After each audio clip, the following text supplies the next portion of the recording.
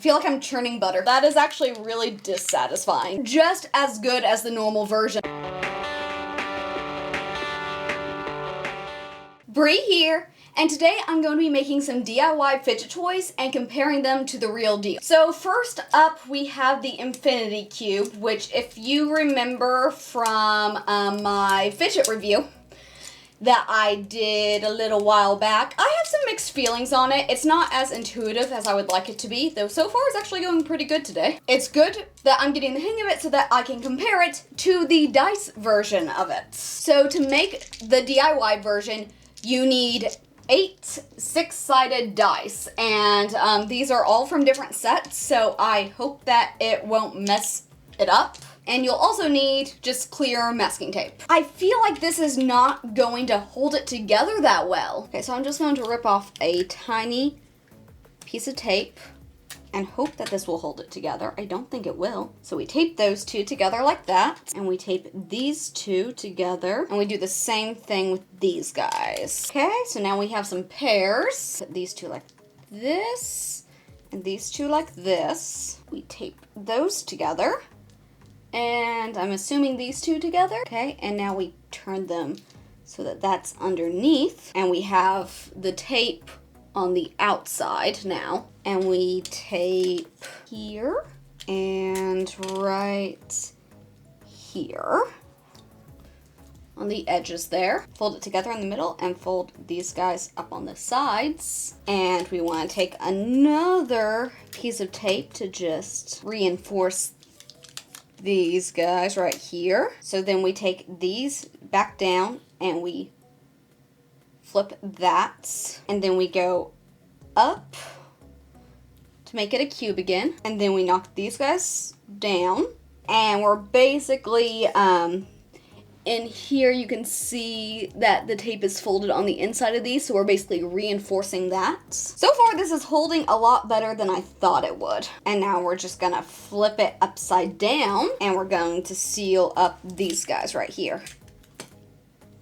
And that is a fidget cube. Oh wow. Okay, so this is actually working a lot better than I thought it would. It's definitely smaller than the normal fidget cube, but it works just as well, it seems. And I actually kind of like the size better because I have small hands, so this is way better suited. And for size comparison, so you see what I'm talking about. Okay, so next up is a DIY version of the little flippy keychain thing that I hate. So to do this, I'm gonna have to take apart my keychain. The article I found has 5 key rings. I'm just gonna do this with 2 though. I think I'll still be able to see how good it is. And the other thing that we need for it is beads. So this is very simple to make. You just put 3 beads on each keyring, and you can choose whatever colors you want so you can have fun with this one. I should probably make this my channel colors, huh? Okay, so now I have 2 keychains with 3 beads on each, and now I just need to hook them together. Alright, so this doesn't work exactly like the flippy chain does. It's basically just a thing to fidget with. You can flip the chains back and forth with each other. You can flip the beads around. It's just kind of mindless. So yeah, this honestly doesn't really do anything for me. But it's much better than how annoying this thing is when it doesn't flip right for me. Moving on, the next DIY fidget toy I found is most comparable to this little marble and mesh thing. It's not exactly the same, but I feel like it serves the same kind of general function. So they did this with shoelaces. I don't feel like taking the shoelaces off my tennis shoes and destroying them, so I'm gonna do it with a pipe cleaner instead, because I think it still has like the right thickness to it, which is what matters. And we're also going to need more beads. So this one, super simple. We're just putting beads onto the pipe cleaner, and I'll just like make the end go like that so they won't fall off the end. And again, you can get creative with the coloring on this one. I'm just honestly putting beads on as I grab them. And this doesn't have to be very long. You do want some excess left over to move the beads around on. This is probably a good length for it. And then just kind of, again, make it so the beads won't come flying off. And then you can just move the beads. So again, it's kind of the same idea as this. This is just like being able to move something up and down and feeling the friction of it, which is really nice. I do think I like this one more just because there's one marble inside it and it's really easy to just squeeze it and get your desired results. This one requires you to be a little bit more dexterous with your hands. There's multiple beads. You're kind of going up and down. There's just more options with this one, which isn't a bad thing. I just personally like the feel of this better. Okay, I feel a little bad for this next DIY one because it doesn't really stand a chance against the best fidget toy ever, but I am making a DIY stress ball. I love this so much. I play with it all the time. Okay, so this is pretty simple. You take a balloon, and I'm gonna put it around a funnel. Okay, so we should have everything going into the balloon as it's supposed to. Okay, so the ingredients for this are conditioner and baking soda. Should be interesting. I think I'm gonna need something to like squish it down in here. And basically the more baking soda you put in, the firmer it is, and the more squishy it is. But the ratio it gives is about 1 conditioner to 4 baking soda. So now I'm gonna mix it up in the funnel. I'm gonna try to get it to go down into the balloon. Hey, it's working. I feel like I'm churning butter. Then you'll wanna kind of work it down the neck of the balloon, because otherwise it'll all get stuck there. I did not anticipate how difficult it would be to get it into the balloon. It's been taking me forever to get it all down the funnel into the balloon, and B, it's weakening the integrity of the balloon, because, as you can see, it just popped right off. This is lovely. Oh boy, this is a mess, is what this is. A few moments later. Okay.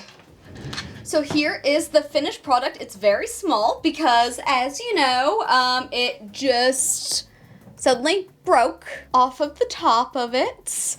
And it was a pain to tie because, as I said, I guess the conditioner like softened the balloon. I don't know if these are just crappy balloons or what the deal is.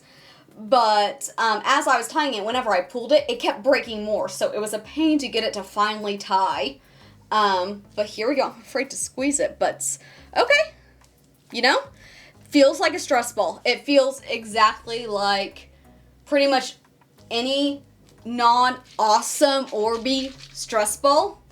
I think it's safe to say this one is better. Because this one is a pain. This was such a pain to get everything in. It broke. It's not worth it. But you know, perfectly fine stress ball now that it's here. Okay, and then you know I have to make a DIY poppets because poppets are huge right now. The tutorial I found is like for a super nice fancy poppet. I am just going to do a like simple dimple, just one little poppet, just to see if this works or not. Okay, so to start off, we need cardboard, which I have. And here we just want to make the base. So, like I said, I'm just going to do something super simple. They did a cool little paint palette. I'm just going to do a box. Here, this is all we need. Okay, and then we also need construction paper. And here we are just going to cut out a circle. Let me see if I have anything I can trace. We have our circle, and then we line this with clear tape. Okay, so as you can see, it is lined on both sides. So now I'm just going to cut off the excess. And here we have our nice tape-lined circle. Again, I'm not trying to make this look good. Okay, so now we want to make a cut to about the halfway point. Like so. And then we will fold it in on itself. Like that. Make a little cone, and we will tape both sides of it. Ta-da! We have our poppets. So now we take the same stencil that we used for the circle, and we trace it onto our cardboard. Alright, if that will focus. Okay, see, I'm a little confused because it says like the same size, but since I folded this over, this does not look like it's going to fit there. I'm actually gonna just trace this, and then we cut that out. Look at that size difference. Okay, that's better. Not quite perfect, but oh well. But now we want to place this on our circle and tape it from the inside. All right, there we go. Now we can also choose to glue a backing on to cover up the tape, but like I said, I'm not going for looks, so I'm not gonna do that. This right here is our poppet. Comparison does not really look like a poppet to me, but, and this is pointy. I don't know if I made this pointier than I'm supposed to, but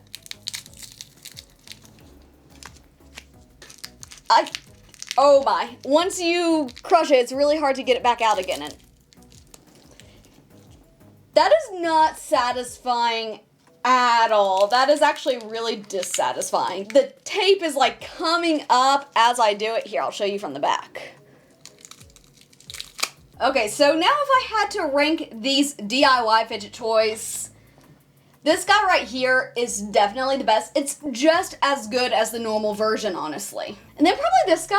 I like him. He's satisfying. I don't think he's as good as his store-bought counterpart, but still very nice. And then the DIY stress ball, the only reason it's as low as it is because it was such a pain to make. Honestly, it's just as satisfying as any normal stress ball, and I do like stress balls. Honestly, this would probably be number one if it weren't for how irritating the making process was. And then this, it's better than the actual flippy chain that, you know, I absolutely detest. But, I don't know, it's just nothing special in my opinion. And then lastly, we have this sad excuse for poppets. Just the least satisfying thing ever. What did you think of these DIY fidget toys? Let me know in the comments down below, and also let me know what your favorite fidget toy is. Thank you so much for watching this video. Please leave a like, and if you want to keep watching, there should be another video popping up right here. If you haven't, be sure to subscribe to become a part of the Ineffable community, because you are ineffable.